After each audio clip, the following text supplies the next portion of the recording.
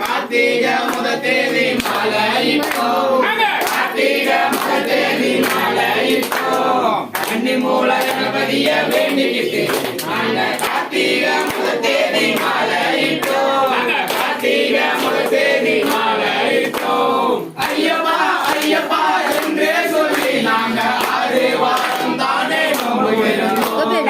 6 வாரம் தானே நோம்பு இருந்தோம். ஐயப்பா ஐயப்பா என்றே சொல்லி நாங்க 6 வாரம் தானே நோம்பு இருந்தோம்.